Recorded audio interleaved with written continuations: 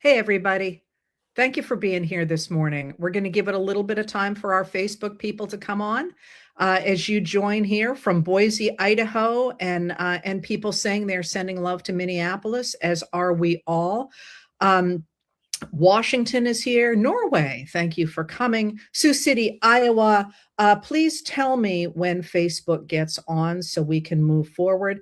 Coriolis, Oregon, Thousand Oaks, California. Please note I pronounced Oregon correctly there, and New York. And it looks now as if Facebook is on. So welcome everybody, and thank you for being here for a conversation with Senator Mark Warner of Virginia. He has represented Virginia in the Senate since 2009. Because of that, he holds a number of plum committee assignments that make him a good man to talk to today. He is on the Intelligence Committee in the Senate. He is on the Finance Committee in the Senate. He is on the Banking Committee in the Senate, and he is on the Budget Committee in the Senate. And one of the things that I want to hear a lot about today, first of all, is anything that Senator Warner thinks is important, but also, Senator Warner, I would love to hear you comment on what things look like to me today. When I put together what we saw yesterday in Minnesota, what we are seeing with Venezuela, including the idea that the Trump administration is intending to sell Venezuela's oil and put the money in offshore accounts for distribution by the president himself. When I look at the fact that they are not talking to Congress about starting a war with another country and threatening a NATO ally, when I look at the fact that Trump has called for turning the U.S. military into a $1.5 trillion budget item as the debt continues to climb, what I see is American fascism. Thank you for being here, and can you please take us through this? Well, nothing like that rollout of issues that we've got to get a grip on. And let me touch on a couple of these and then kind of give you my framing of this. One, in terms of the tragedy in Minneapolis yesterday, whether it had been in Minneapolis or elsewhere, we knew this was coming. When you have taken an ICE organization, and I have some empathy for the career ICE people who've tried to do their job for some time, but now we've taken ICE and made it a bigger budget than the FBI. They're bringing in agents. I think your viewers will be astonished where there's literally a 47-day training period. It used to be 6 to 8 months. Why 47 days? Because Donald Trump's the 47th president. I have no idea who this particular officer was or is. I think he should be pursued to the full extent of the law. And when you target immigrants, when so many of what it appears to be, each ICE agent is almost, and each office is given a quota of the number of people they need to deport, that leads to screw ups. That leads to what we saw in last year, where only about 25% of the people who were arrested and deported from Virginia had any prior criminal records. So the idea that he was only going to go after the bad guys has not proven to be the case. And it has lent enormous fear into immigrant communities, regardless of people's legal status. And part of an authoritarian regime is you scare the dickens out of your people. You make people less trusting of their neighbors because you're afraid that if you say something, it could be reported and that the police or entities will come after you. How does that relate to Venezuela? Well, it relates to Venezuela in the sense that exact kind of authoritarian fascist state was what was existing in Venezuela. Remember, and Heather, I know you know this, but Venezuela through the 50s, 60s, 70s, 80s was viewed as South America's great success story. They had a vibrant democracy. They had the Blancos and the Colorados. I mean, they had these two political parties that almost became two status quo. They trade back and forth. But because Venezuela had pretty good infrastructure and had 20% of the world's known oil reserves, Venezuela was quite prosperous. But that kind of status quo politician back and forth and and graft pissed off the Venezuelan people rightfully. And there was a coup, and a guy named Chavez came in, and he was charismatic. He set up his whole movement. They modeled it after the great liberator of South America, Simon Bolivar, who the Venezuelans were always proud of. Chavez actually did win elections. He then died. Maduro came in, and Maduro was like all of the graft plus, but with none of the charm. And Maduro has been slowly driving the Venezuelan economy into the ditch. He's taken an economy that was dependent upon oil. Used to be 4 million barrels of oil a day to export. Now it's down to 1 million barrels of oil. Most of the Western countries have been pushed out, although Chevron had continued to operate in Venezuela and frankly was the last efficient operator. But Maduro he had his own secret police. I mean, we think about the ICE situations in parts of America.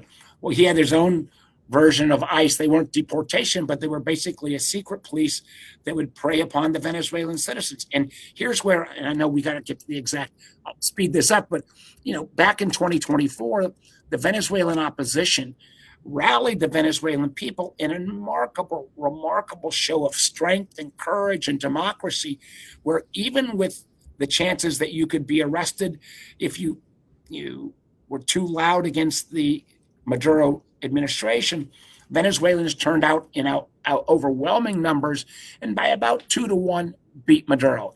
And here was a huge mistake made by then President Biden. I can remember my arguments with their senior team saying, now, summer of 24, this is the chance. Venezuela has spoken. Let's get the regional countries in the region to help push Maduro out. That window passed. Action wasn't taken.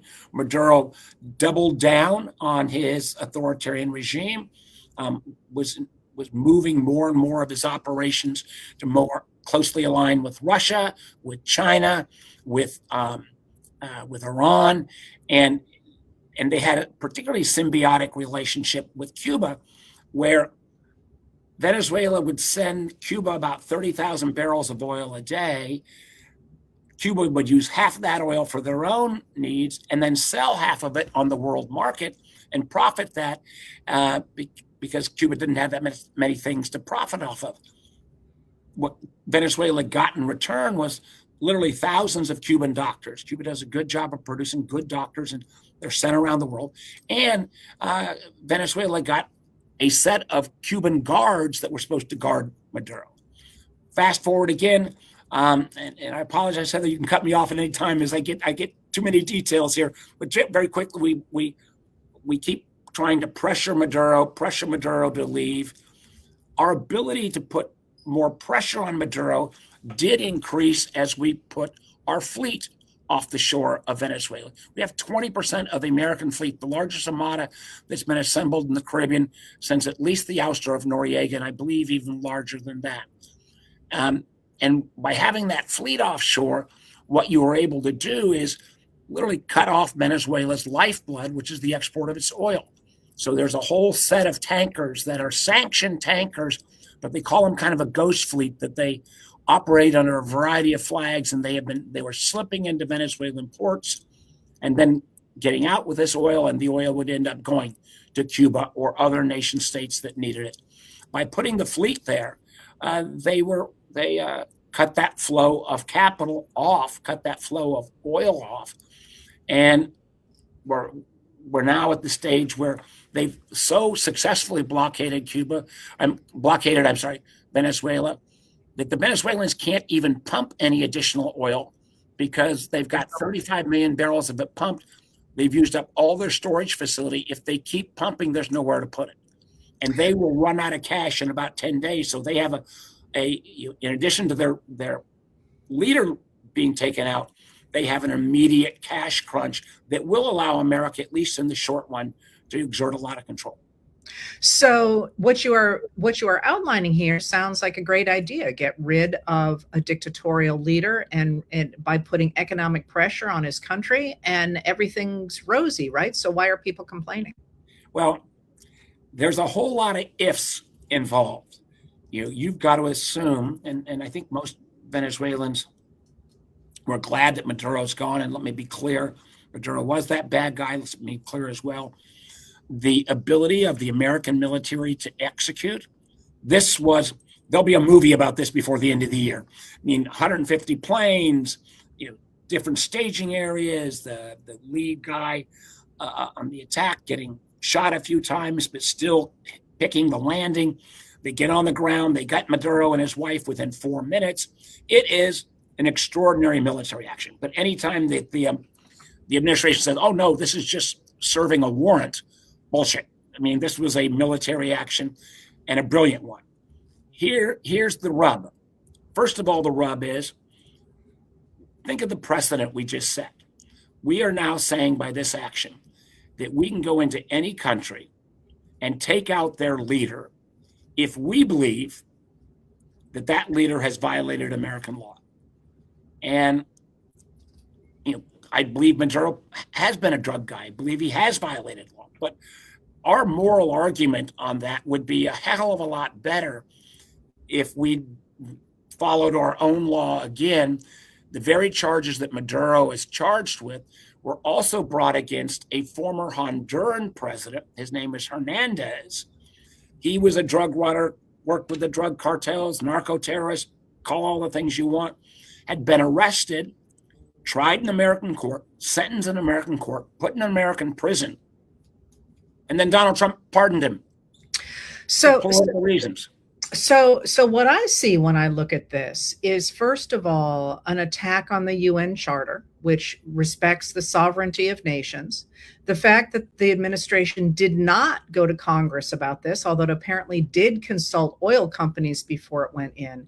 But also, it seems to me that the pardoning of the Honduran former leader who was convicted in U.S. courts, along with the pulling out not of the entire Maduro regime, but only of a leader, is in both cases an attempt to get rid of the post-World War II rules-based international order that rests on things like the UN Charter and NATO, and is instead an attempt to exert power over the Western Hemisphere. And that is one of the reasons that Trump is now threatening Colombia, Mexico, Cuba, and Greenland.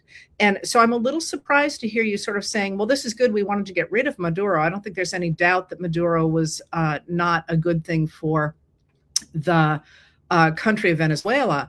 But the reworking of the entire post-World War II order here, with the next step that the administration has said, it is simply taking the money, keeping it away from the U.S. Treasury, which Congress has control over, and instead putting it in accounts that are answerable to the President of the United States as an individual, Donald Trump. To me, this just seems like we are throwing out the world under which we've lived since World War II and replacing it with one that looks very much like the one that Vladimir Putin has been saying he wanted for a long time, with spheres of influence in which the United States gets the Western Hemisphere.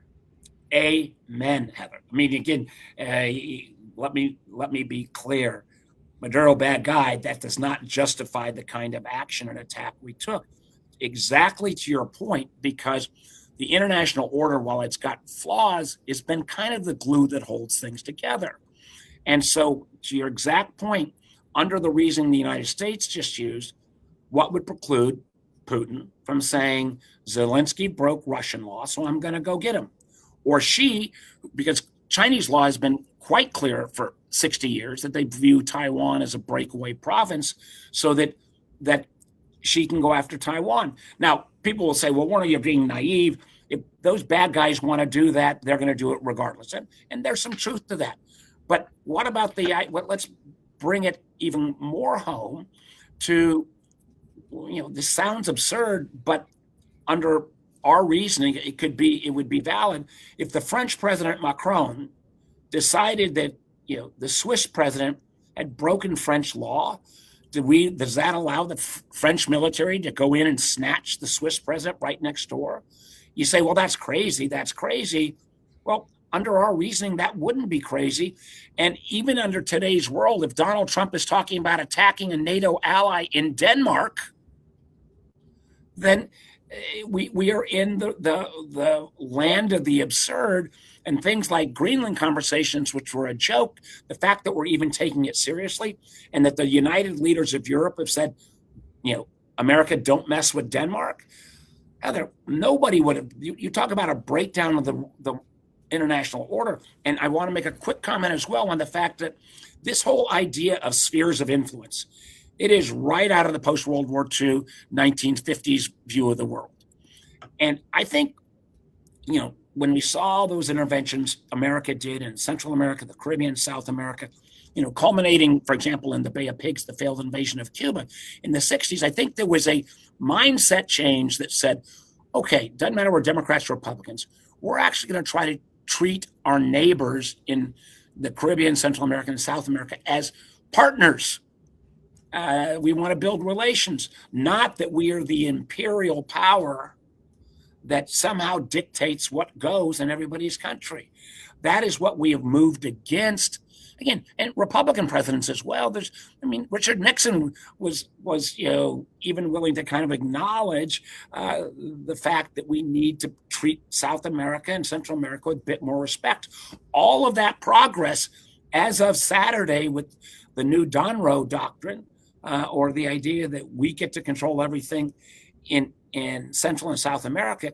And I think history has shown, and I think unfortunately will show again, that we, as powerful as our military is, we're not going to be able to do that. And if anything, that kind of bullying, imperialistic approach creates a lot of enemies in our own backyards rather than partners and friends. Well, and I will say it's been very clear over the last 3 days the degree to which the words Western and Hemisphere have been salted into right-wing media to get people used to the idea that the U.S. should, in fact, control the Western Hemisphere. And this is very, very new in American history. But let's turn to banking, because this is a piece that, with the horrors that we are seeing, I'm afraid people are not paying enough attention to. This idea of Venezuelan oil profits being sold through the United States and then going to offshore accounts is a big one. But also yesterday in the afternoon, as the country was reeling after the shooting in Minnesota, the Trump family's cryptocurrency applied to the U.S. Treasury for a license to become a bank, to work itself more fully into the American financial system, which most people who look at banking think is a huge conflict of interest for the president's family. And again, I'm looking at these pieces. The foreign policy, the attacks on an American citizen, the death of an American citizen at the hands of an organization that is responsible only to the president, or largely to the president and his minions, and now what is the concentration of wealth through the power of the U.S. government in the hands of one person. And I'm looking at those things and at the fact that he is now asking for an incredibly enhanced military, although our military already costs more than the next 10 countries in order. And I'm looking at that and thinking, we're not going in a good direction here. What about the banking? Well, the banking, again, let me restate. Venezuela only can operate because of its oil exports. They've gone from 4 million a day to 1 million a day. We have now cut off those exports by having the fleet offshore. To rebuild Venezuela's oil exports to the previous level will take 3 to 4 years. And are we going to keep our fleet, which enforces the boycott, off the coast of Venezuela? There's cost incurred in that. Yeah, it's how much is it a day? I know a single carrier group is 6.5 million a day. We are trying. I have asked in these classified settings what it's cost. They have not given us an answer. I promise you this. I will have an answer. There was one person who's not very competent who said, "Well, no different than having our ships, sail around the world." Baloney. This is a very different mission. Point one. Point two. The Venezuela has to get the oil out, not only for themselves, but they can't pump any more oil because there's no place to store it. Right. Point three, and this is the core of what you're mentioning. there is no legal precedent or any kind of experience where the United States government as a government is going to take these assets, these oil assets, and these were sanctioned assets, so this oil would sell at a discount, and now suddenly sell it on the open market for a real price. And who are they going to write the check to? Are they writing the check to the Venezuelan oil company? Are they writing the check to the United States government? Or as you said, are they going to put it in individual private accounts? You talk about a place where mischief and illegitimacy and graft and corruption, if there's not oversight, oh my God, this is beyond the pale. This is the kind of gangster capitalism that Russia has played for years, since the mid-90s. So this whole notion, go ahead. Including with oil. That's including with oil.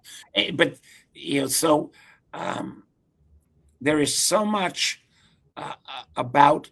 They've made those comments. We had the brief yesterday. When it came to the question of how do you execute on all this, we got a lot of mumbo jumbo. So I'm going to keep getting from Rubio, who I think by default is the guy running this. I'm going to get those numbers. I'm going to get, and I want to make sure we have an ability to follow the money. And we almost need to charge FinCEN, which is the part of our government that monitors payment systems, to make sure that mysteriously some of this money isn't siphoned off into illicit causes. Well, I assume that one does not do this if one is planning to have transparency. But I know you have to go. I want to ask one last question that is a burning question for me. It seems as if the Republicans in Congress are still seeing what is happening now as a political issue, Republicans versus Democrats. Are you seeing any breaking on them recognizing that what we are seeing is an attack on Congress itself and its right to oversee the wars, or to oversee the declaration of war, or to oversee our finances, or even to do things like enforce the War Powers Act of 1974? Oh my gosh, Heather, this, if there is ever, this is just a textbook case of why you have the War Powers Act. In a few hours, we will be voting on my friend and colleague Tim Kaine's War Powers resolution. I will obviously vote for it. He got 2 Republicans last time. If my Republican friends, who prior to the holidays I thought were ready to break because of the, Trump's electoral defeats in November in Virginia, New Jersey, New York, and elsewhere, the kind of crazy antics. And then again, going against the MAGA base in terms of endless wars. If they don't break at this moment in time, even as the guy that's got to keep optimistic all the time, it's like, holy crap.